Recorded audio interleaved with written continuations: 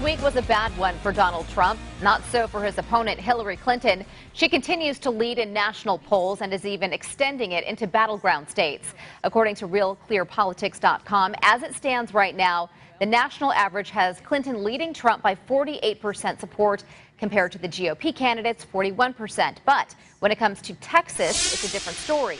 According to a CBS DFW poll, Trump is actually leading Clinton by a large margin. Trump has 46% support in the Lone Star State. That's compared to only 35% support for Clinton.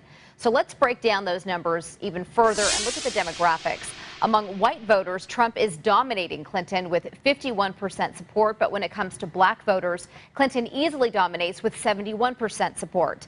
The margin isn't as big when it comes to the Hispanic vote in Texas, but Clinton still leads in that demographic with 48% support. Now, joining us now to share their thoughts on this is the Executive Director of Progress Texas, Ed Espinoza, and GOP consultant Edward Gederman. Thank you both for being here.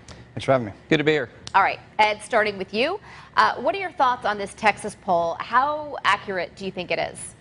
Well, I think to see a Republican leading in Texas is not entirely surprising, though for somebody like Donald Trump, I think it might be surprising that he is where he is at currently. Republicans in the state of Texas have typically surpassed the 50% mark without any trouble. He is still struggling to get to that point. But the real problem with this poll is shows that there are 32% of Latinos supporting Donald Trump.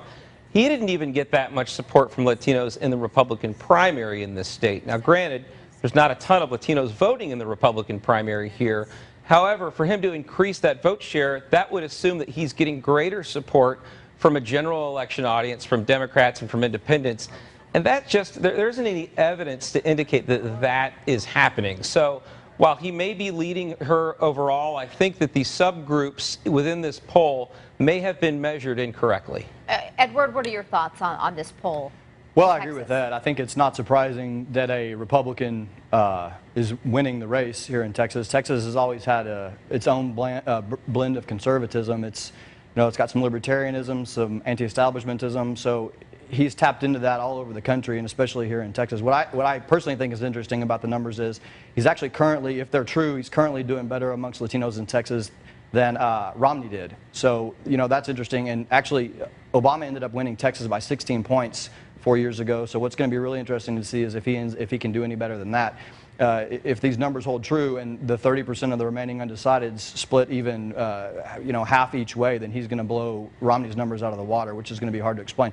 I will say that there are going to be a whole lot of postmortems written about this race for a very long time that try to figure out and answer the question, what happened in America and Texas in 2015 and 2016 that put us where we are today? Ed, what are your thoughts on that? Well, I go back to the poll about looking at these crosstabs of this.